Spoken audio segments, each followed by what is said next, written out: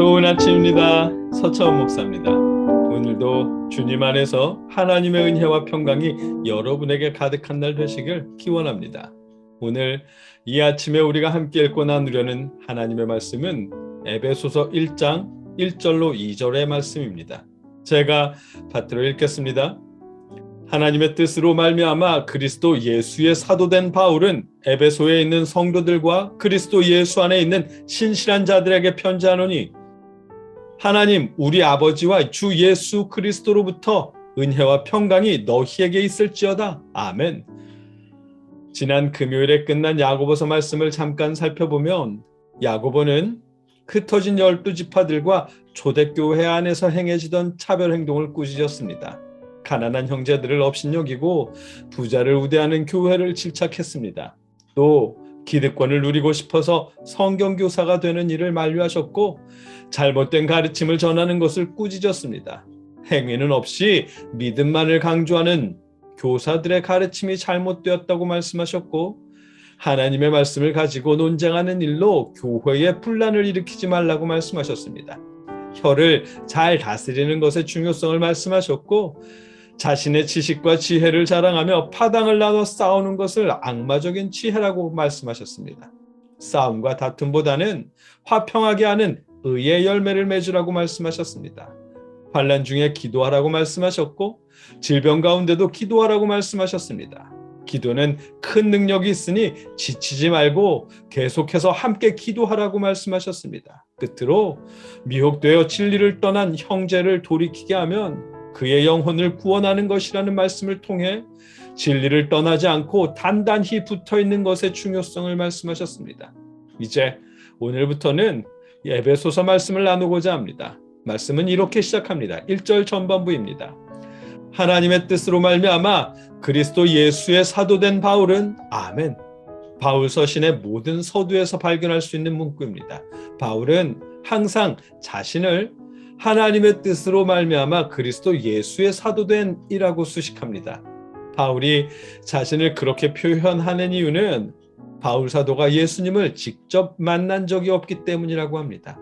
베드로나 요한 또 지난 금요일까지 나눈 야고보는 예수님을 대면하여 보았고 예수님께 직접 가르침을 받았지만 바울은 예수님을 따라다닌 일이 없었습니다. 오히려 예수님을 따르던 사람들을 잡아 죽이기까지 하던 사람이었습니다.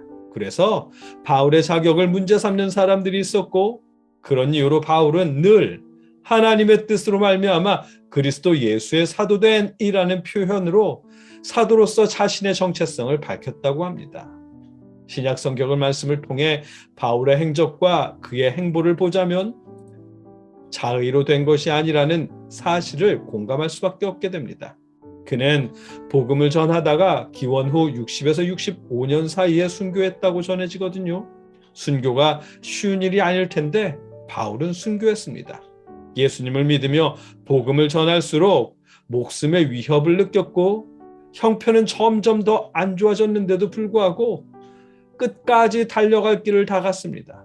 바울 사도의 그런 삶을 살펴보면 하나님의 뜻으로 말미암아 그리스도 예수의 사도가 되었음을 공감할 수밖에 없습니다.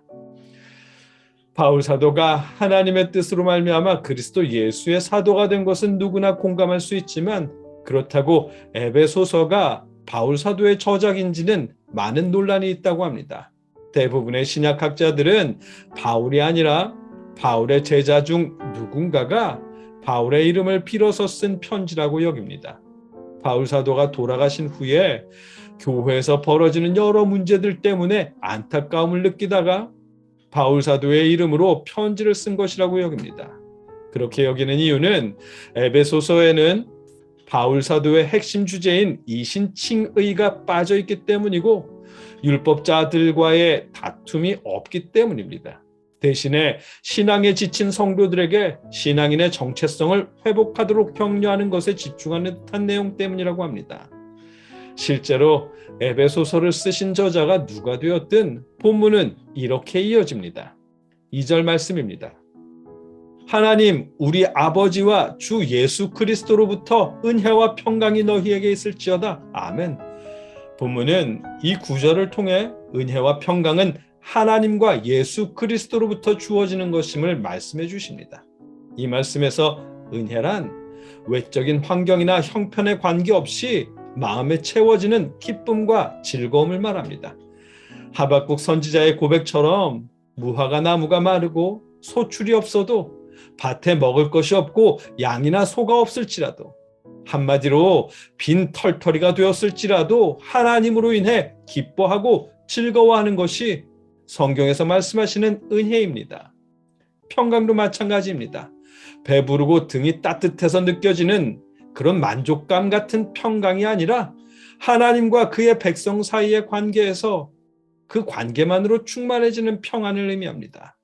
어린 자녀들이 막 울다가도 엄마 품에 꼭 안겨있을 때 느낄 수 있는 평안, 마찬가지로 엄마도 자녀를 품에 꼭 안았을 때 얻게 되는 위로와 평화가 본문에서 말씀하시는 평강입니다. 무엇 하나 변하거나 달라지는 것이 없지만 그럼에도 불구하고 하나님과 예수 그리스도를 통해 느끼는 만족감과 기쁨이 바로 오늘 본문에서 말씀하시는 은혜와 평강, 은혜와 평화입니다. 에베소서는 예수님을 믿어도 무엇 하나 형편이 좋아지지 않고 예수님의 재림도 이루어지지 않고 가난한 자들에게 주어진다는 하나님의 나라를 느낄 수도 없어서 실망하던 80년대, 90년대 초대교회의 교인들에게 하나님과 예수 그리스도를 통해 느끼는 만족감과 기쁨, 그런 은혜와 평강이 신실한 자들에게 다시 넘치기를 기원하며 말씀을 시작합니다. 오늘 본문의 시작입니다. 오늘 본문에서 말씀하시는 은혜와 평강은 지금 우리 시대의 신앙인들에게도 너무나 필요한 축복일 것입니다. 예수님을 믿어도 달라지는 것이 없어서 실망하거나 예수님을 믿어 영생에 이르게 되었다는 사실이 더 이상 은혜처럼 느껴지지 않는 이 시대에 하나님과 예수님으로부터 주어지는 은혜와 평강이야말로 절실하게 필요한 축복일 것입니다. 그와 같은 축복이 하나님과 예수님으로부터 주어지는 은혜와 평강이 여러분에게도 가득 임하시기를 축복합니다. 누구 하나 예외 없이 겪는 이 어려움 속에서 예수님을 믿으며 신앙을 지키는 여러분들에게 우리 하나님께서 예수 그리스도를 통해 은혜와 평강을 가득 부어주시기를, 이 시대를 극복할 수 있도록 힘을 더하시기를 주님의 이름으로 축복합니다. 함께 기도하겠습니다.